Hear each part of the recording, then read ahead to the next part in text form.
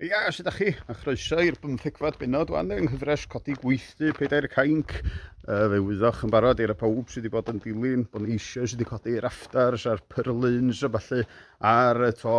Wel, gan fod i'n braf yr hynny da ni wedi bod yn ei wneud ar hyn o bryd. Ydy dechrau ar y gwaith mawr o godi y sheet zinc ar ben yr aftars a'r pyrlyns. Mae'r hanner yma i gyd wedi cael ei wneud echddo i ddoe. Fel y gwelwch chi, sheets solad a wedyn sheets clir wedyn, bob yn ail felly. Felly mae'r hanner yma wan wrthi'n gael ei wneud bore yma.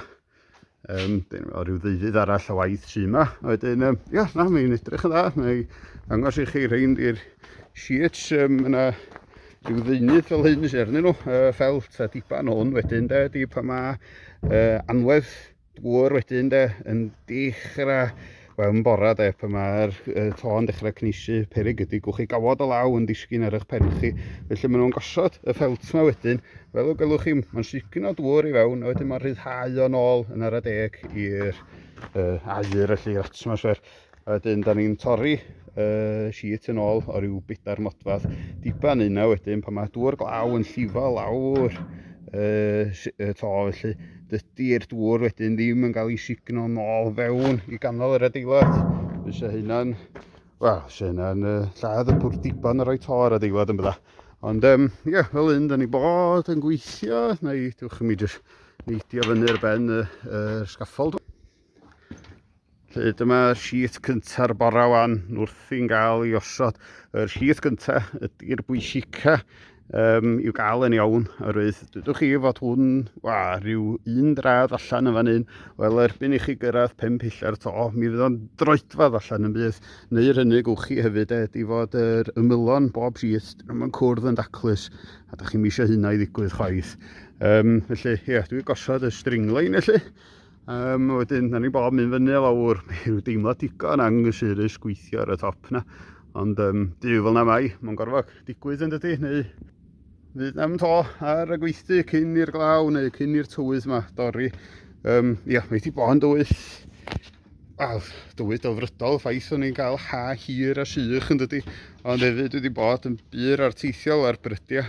O gen i thermometer fyny ar y to ddoe. Fy sirwyd naeth y thermometer gyrraedd yr ucha oedd hi'n gallu mynd o fewn rhyw funud neu ddwy sy'n dangos y tymeredd ar ben y to. Y tymeredd ar ben y to felly dros 50 gradd. Oedd hi'n arteithiol a deud y gwir. Yn helpu fi. Dad wedi dod lawr am chydig ddyddiau i helpu wrthi'n torri'r ffelt yn ôl fel da chi'n weld. Gwaith da fan'na, Dad. Felly, dyna di'r sefyllfa. Fel y gwelwch chi, mae'r to'n edrych yn reit daclus, anthracite ydy'r lliw. Gan fod o'n liw reit debyg i lechi tŷ, felly dyna oedd y bwriad. O'n i'n eisiau rhywbeth oedd yn goch neu'n las neu'n gwyrdd. Mae yna ryw 20 o liwiau gwahanol i gael i gyd ar gyfer y toia yma. A fe brynwyd hwn gan gwmni teuluol Namyn 4-5 milltir o fan hyn yn Llanwrda, sef Atclad. Dwi'n ddiolchgar iawn amdanyn nhw, parhau ar y gwyddor o gefnogi'n leol tra fyddai'n adeiladu'r gweithdy yma.